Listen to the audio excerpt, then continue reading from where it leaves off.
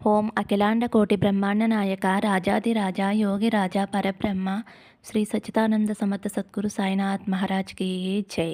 మన బాబా కుటుంబ సభ్యులందరికీ నమస్తే అండి. అందరికీ కూడా గురువారం శుభాకాంక్షలు.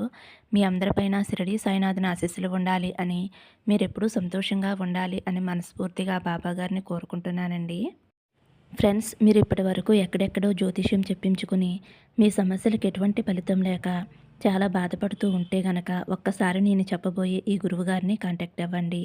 ఈ గురువుగారు అంజన వేసి మీ సమస్య ఏదైనా సరే 24 గంటల్లో పరిష్కారం చూపిస్తారండి.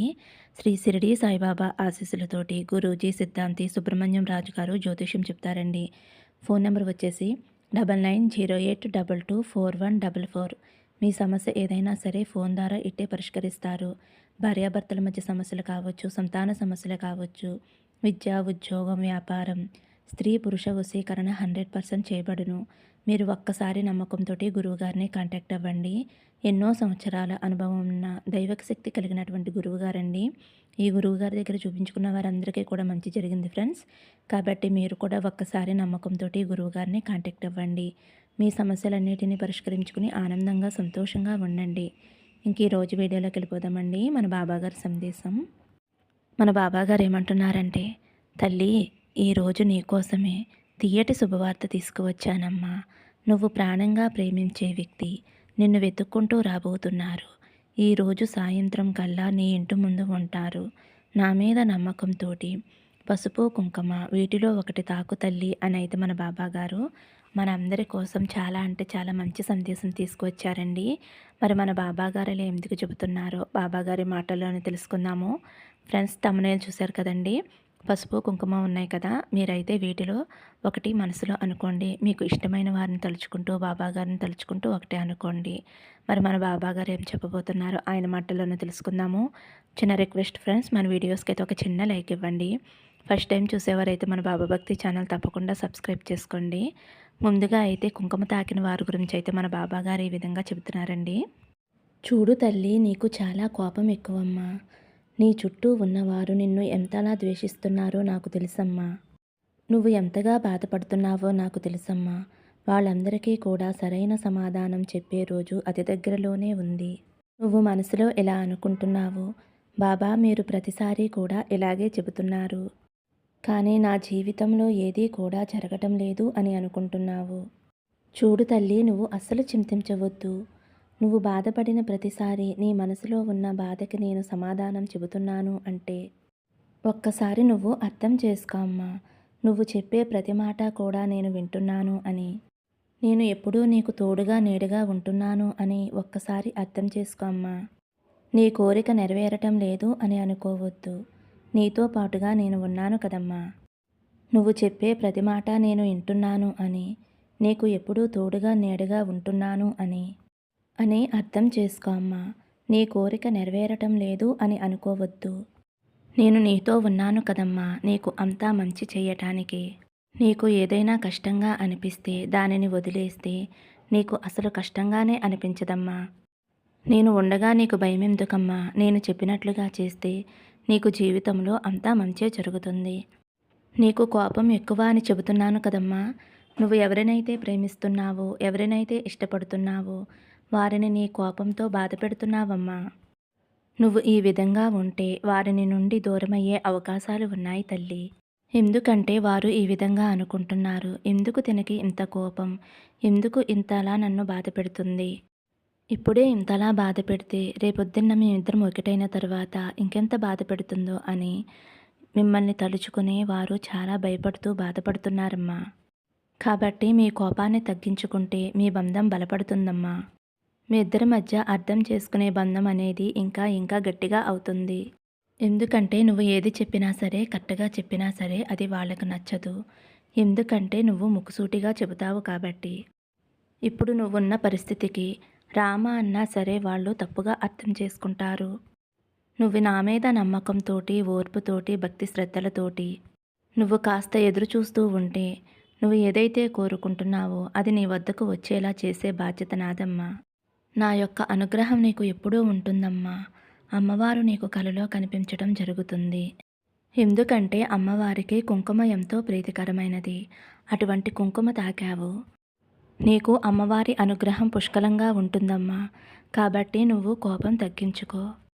ఎందుకంటే ఈ కోపం వల్ల నువ్వు ఇబ్బందుల్లో పడే అవకాశం ఉంది కాబట్టి. కొంచెం నీ కోపాన్ని తగ్గించుకున్నావు అంటే రాబోయే ఇబ్బందులన్నీ కూడా తొలగిపోతాయి తల్లి. తొలగించే బాధ్యత నాది. ముందుగానే నిన్ను హెచ్చరిస్తున్నానమ్మా. ఏమాత్రమూ నిర్లక్ష్యం చేయవద్దు. ఇప్పటి వరకు చాలా ఇబ్బందులు పడ్డావు కదా, చాలా సమస్యలను ఎదుర్కొన్నావు కదా. కాబట్టి ఇటువంటి సమయంలో కోపం తెచ్చుకుని కష్టాలు పాలు అవ్వొద్దు తల్లి. నువ్వు సహనంగా ఓర్పుగా ఉన్నావు అంటే నీకు కావలసిన వారు, నీకు ఇష్టమైన వారు నిన్ను వెతుక్కుంటూ వచ్చేలా చేసే బాధ్యత నాదమ్మా. కాబట్టి కోపాన్ని తగ్గించుకుని వచ్చిన బంధంతో ఆనందంగా సంతోషంగా ఉండు తల్లి అని అయితే మన బాబాగారు కుంకుమ తాకిన వారి గురించి అయితే ఈ విధంగా చెప్తున్నారండి. ఇప్పుడు పసుపు తాకిన నా బిడ్డ ఎవరైతే ఉన్నారో, తల్లి నా విలువ అనేది ఎవరికీ తెలియటం లేదు అని ఎంతో బాధపడుతున్నావు కదా. ఎప్పటికైనా సరే నేను లేనప్పుడు నా విలువ అనేది వీరందరికీ కూడా తెలిసి వస్తుంది. నేను చనిపోయిన తర్వాత నా మంచితనమేమిటో నేనేమిటో వారికి తెలిసి వస్తుంది. నేనున్నంత కాలం నా మంచితనం నా ప్రేమ ఎవరికీ కూడా తెలియటం లేదు. అసలు నేనున్నంత కాలం నేను ఏమిటో ఎవరికీ కూడా ఏమీ అర్థం కాదు, తెలుసుకోరు. ఎందుకు తల్లి అలా ఆలోచిస్తున్నావు? నువ్వు లేనప్పుడు నీ విలువ అనేది వారు తెలుసుకుంటారు అనేది అబద్ధం తల్లి. నీ విలువ అనేది నువ్వున్నప్పుడే వారు తెలుసుకునేలా చేసే బాధ్యత నాది అని చెబుతున్నాను కదమ్మా.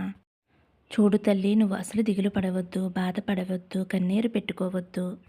నువ్వు ఎప్పుడైతే పసుపు తాకావో నీ జీవితం శుభకరంగా ఉంటుంది. నువ్వు ఎవరినైతే ఇష్టపడుతున్నావో వారితో వివాహం జరుగుతుందా లేదా అని భయపడుతూ ఉన్నావు కదమ్మా. ఆ వ్యక్తి కుటుంబం వారు నీ గురించి ఏమనుకుంటున్నారో, ఏం ఆలోచిస్తున్నారో అని నువ్వు ఎంతగానో అనుకుంటున్నావమ్మా. కానీ తల్లి, నువ్వు ఎప్పుడైతే పసుపు తాకావో, నువ్వు ఎవరినైతే ఇష్టపడుతున్నావో ఆ వ్యక్తే నిన్ను పెళ్లి చేసుకునేలా నేను చేస్తానమ్మా. వారు నా గురించి ఏం ఆలోచిస్తున్నారు ఏమిటో అని అధైర్యపడవద్దు. వారికి నీపై మంచి ఆలోచనతో ఉన్నారమ్మా. వారు నీపై ప్రేమతోటి దయతోటి ఉంటున్నారు. కాబట్టి నువ్వు ఏమాత్రం దిగులు పడవలసిన అవసరం లేదు. సంతోషంగా ఉండు.